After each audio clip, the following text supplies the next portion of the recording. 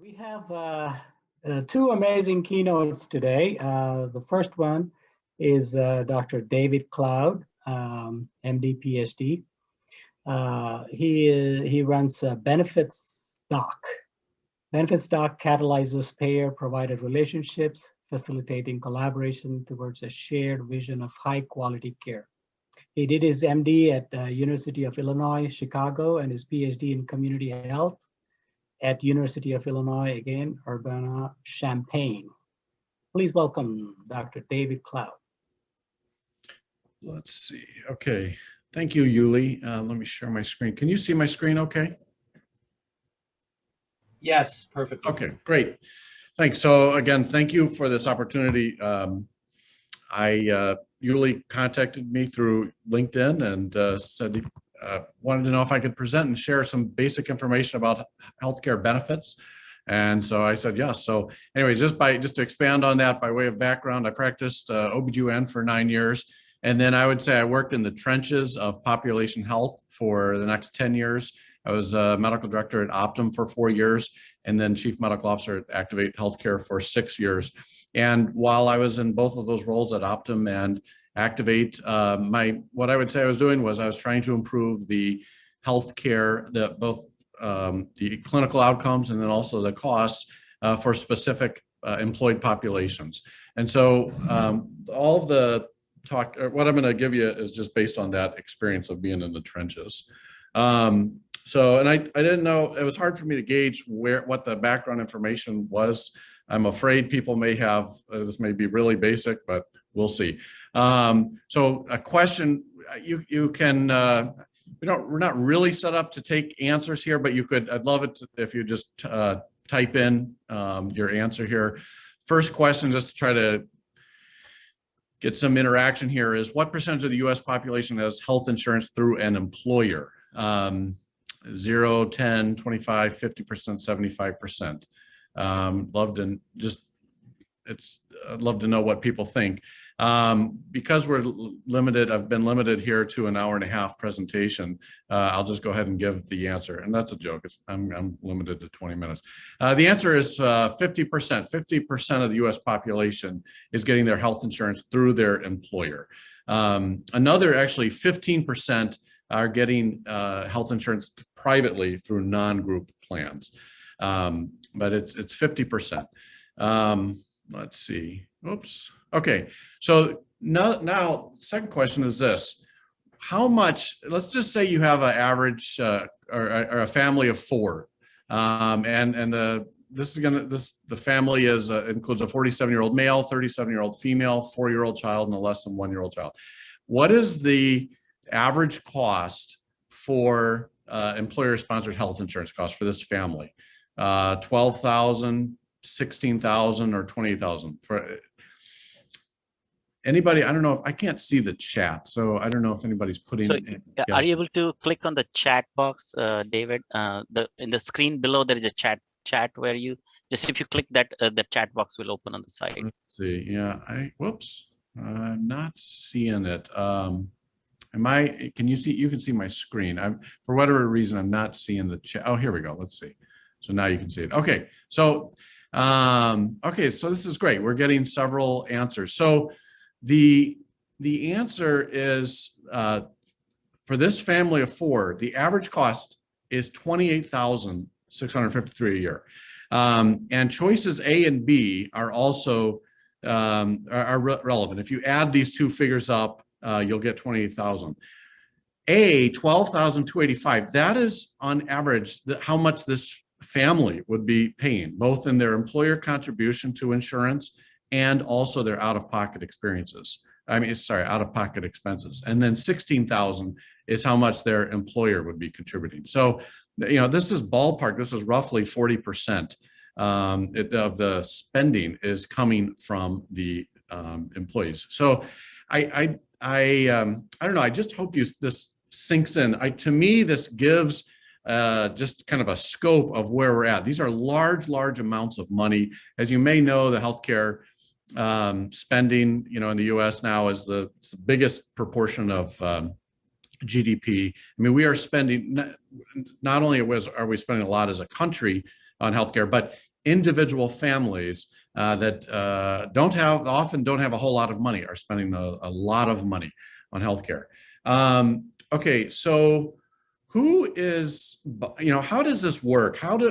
Let's just say you have a specific population, for example, either you're an employer or you have a population of union members. How do you go about providing health coverage for this group? So there's two basic ways that this is done. So you either can be, have what's called a fully insured plan, or else you can be self-insured. So for fully insured, what that means is you're just buying health insurance, for your group, just like you would buy car insurance. You buy insurance and you sign the check and then that's it. I mean, then it's up to the insurer to make sure that the members of your organization get the benefit, and it's up to them to make sure they have the money to pay out for the benefits. And about 50% of group health plans are considered fully insured.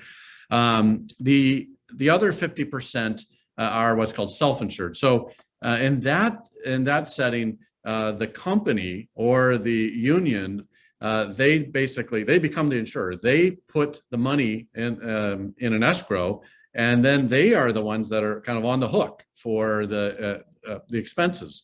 So the reason why I'm telling you this is because depending on your solution, this has an impact as to who you might sell your solution to. So for the fully insured, if the fully insured is able to spend less than the premiums, they're the ones that are going to benefit from the savings. Whereas the self-insured, if they come up and employ strategies that result in less money being spent than they take in, then they're the ones that are going to be benefit. So this has an impact depending on your solution as to who you sell to. So obviously, for the fully insured, it's the insurer that's going to be looking to save costs and reduce their money. Whereas for self-insured, you're going to be selling to the company or an organization. So you're going to be selling to a chief human resources officer, chief financial officer, maybe a CEO, and also a broker or a benefits advisor. And so these are different kind of crowds that you're selling to in these two different situations. Okay, let's see. I'm going to just minimize this for a second. Okay, so what is the aim of a health benefit strategy? Let's say you have a population of 2,000 and you have health insurance. What's the aim? What are you trying to achieve in the first place? Well, to be honest with you, that depends on who you ask. I'm going to answer it as to what I think the aim should be. And also I will say there's an organization that has answered it just this way, but and I'll allude to that in a second. So I think that if you are coming up with the health benefit strategy, you should be trying to come up with a strategy to not necessarily decrease costs, but spend the right amount of money. I'm borrowing heavily from the triple aim. So decrease costs, improve health status, and improve the member experience. And so how do you go about doing that? If you have a population of 2,000 people, well, there's obviously, all of this talk is very oversimplified, but at the very fundamental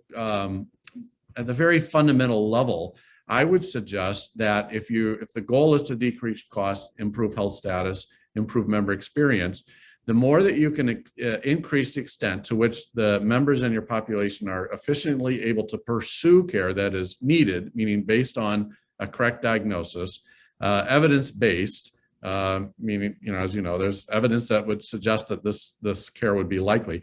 And then also they're pursuing care in a way that improves their knowledge, skills, and confidence to optimize their health or manage their condition. The more you can do this, that's going to be pretty key to decreasing costs, improving health status, and improving member experience. As you likely are aware, there are massive quality problems in our health system right now. There are massive problems in terms of people pursuing care that is based on an incorrect diagnosis, and also, lack of evidence-based care being recommended, and then just basic stuff about people not having the knowledge, skills, and confidence to manage their condition. So anyways, so that's the this is what would be the aim of the health benefit strategy that, I as a physician, I would recommend. I alluded to a company that is using this approach, and the company that is using this approach and is trying to align their health benefit strategy with the triple aim is Quest Diagnostics, and they've actually written an article about how they've gone about doing this and why and when that happened. And we'll get to that. We may get to that in a second. So this raises a question. So who's designing and who designs and makes decisions about the healthcare benefit strategy for a self-funded employer?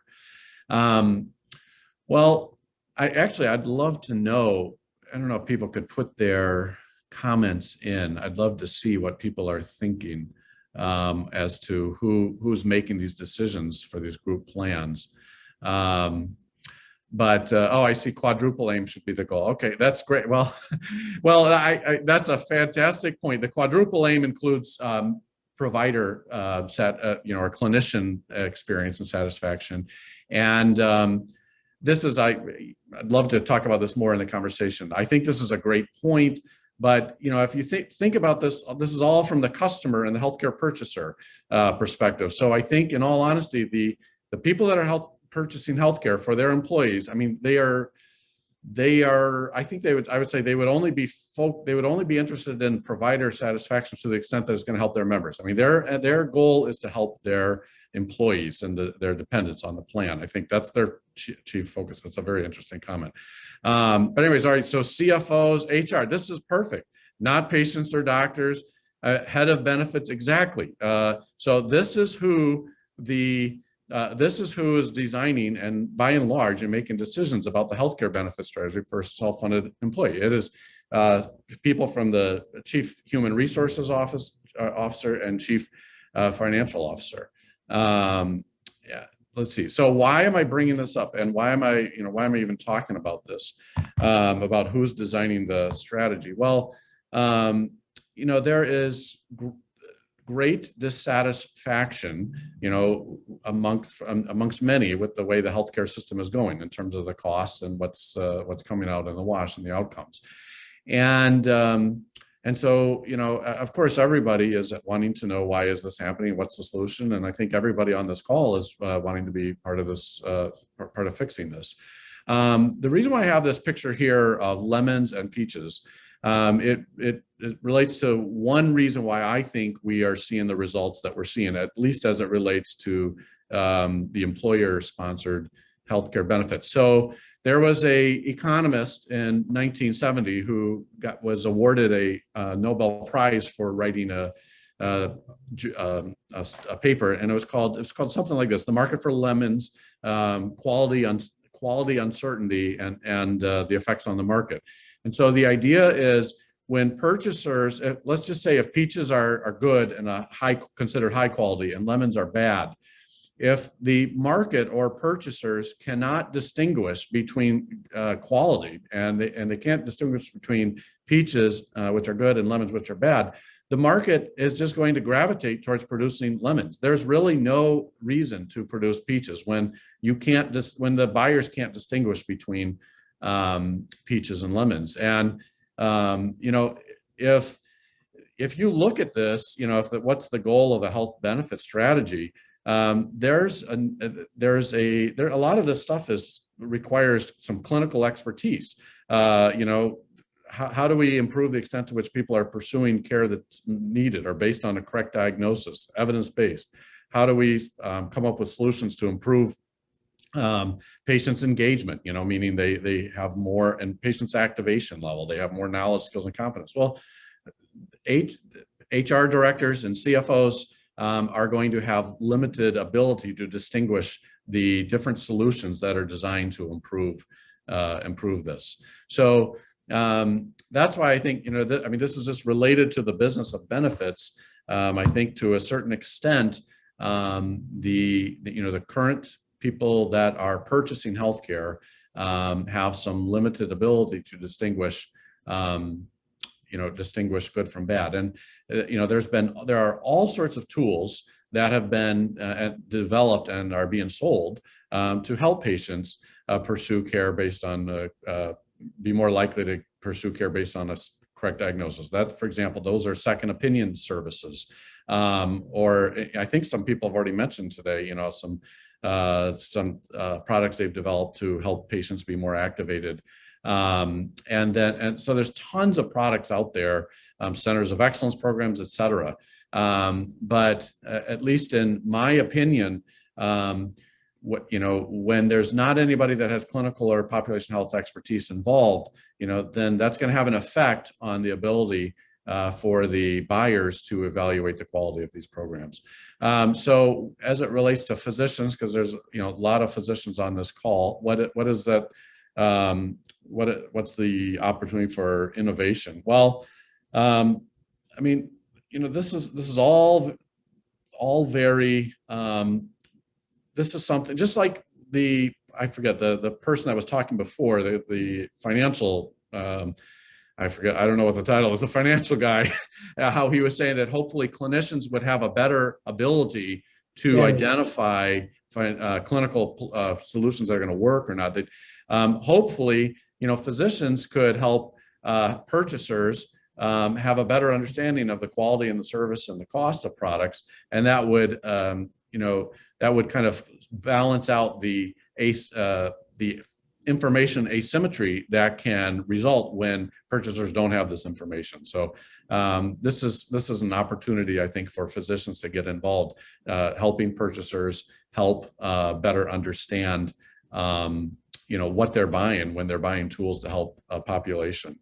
Let's see, and looks like I got my slides out of order, but this is what frequently happens if you have healthcare purchasers without any clinical expertise purchasing stuff from provider organizations. The provider organizations, just by the nature of who they are and who they have working for them, are going to know a whole lot more about quality, service, and cost than the people that are, you know, people that are purchasing the healthcare and they don't have any clinical expertise. To be clear, you know, when you get your large companies of 50,000, 60,000, you know, et cetera, they're going to have physicians on staff. They're going to have a chief medical officer or multiple physicians that help them, you know, with their plan. And so this information asymmetry won't be here. But there's a lot of companies that are self-funded, and they're doing this without any clinical expertise. And so there's significant information asymmetry that exists. And I think it's resulted in, you know, challenging ability of the purchasers to differentiate high quality from low quality solutions. David, time check. Okay, yeah, I think this is probably the last slide here. So this is I have to admit, I don't want to say I'm plagiarizing here. I am building on many other people's quotes here to get to this, but I just put, you know, despite the wondrous innovation in medicine, until healthcare purchasers take steps to meaningfully evaluate and respond the quality of the products they're purchasing, we will continue to pay too much for healthcare that improves too slowly and harms too many. Okay, do I have time for this one slide, Yuli? Sure. Okay, I've kind of flown through a lot. If you're interested in quickly gaining a lot of expertise, here are some websites that I'd recommend that you can go to where you'll just get a quick and much better understanding of what's going on in terms of healthcare purchasing. So there's Free Market Medical Association, started by a physician. Healthcare Z. These are a great set of videos, and they're developed by the speaker we're about to hear from. Dr. McCary's a surgeon at Johns Hopkins. He wrote an incredible book, The Price We Pay: What Broke American Healthcare and How to Fix It. Chapter 12 is an incredible chapter just on how health insurance is bought and sold by employers. This was just recently, just yesterday, published in HBR. Interesting take on employer-sponsored health plans. What's the future? And then finally, Health Rosetta. This is an organization that certifies brokers and is a great source of information about healthcare benefits. So I can be reached at dclaud@benefitsdoc.com. Thank you very much. I really, really appreciate this and love any questions that you have. So I think, Junaid, you had a question. Go ahead. No, I just actually commenting on what Dr. Mato is saying, that one of the key issues that you were exploring on is the issue of transparency. And then within this seems like a car insurance is much more simpler, and the complexity of this becomes a little bit much more, robust if there was more transparency. Is there a way that, this is going to be able to improve in terms of transparency? Okay, so can you just clarify a little bit more about what you mean by transparency? I mean, are you talking about healthcare purchasers having transparency into quality information or costs or Correct. something? So yeah, even as simple as my patients, when they come up, like they say that this is too complex to even understand what that means, and let alone, when I am purchasing as a group, the quality and the other information is not packaged in a way that I, even as a physician, to understand sometimes why it is not this obvious, like what am I getting, what am I not getting? Okay, yeah, no, thank you. So let's see. So the question about this transparency and everything, just there are solutions that are out there, multiple solutions that are out there that try to use data to answer the question, like, if you need to send a patient to a orthopedic surgeon, where, in your area, where are you going to go to get the best outcome? It is fascinating to me that, these solutions, and to the best of my knowledge, they have, obviously different algorithms and different approaches. And so consequently, you ask once you use one algorithm or solution, who's the best doctor, it's going to come up with a very different answer than another one, than the other solution, to kind of identify, and create greater transparency into this. And the thing, I think this just highlights my point. Right now, you have CFOs, and HR people that are deciding which of these algorithms is going to be the most likely one to help a patient identify where to go, or which center of excellence program we're going to use, et cetera.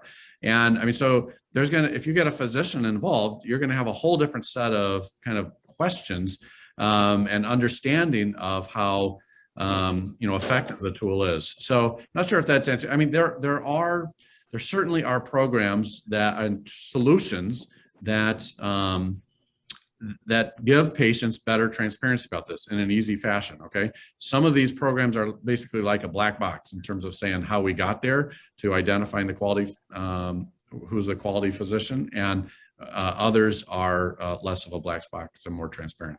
Sorry, that's a long answer to your question, but that's okay. Yeah. I think Dr. Gauri, you have a question, Barbara Gauri.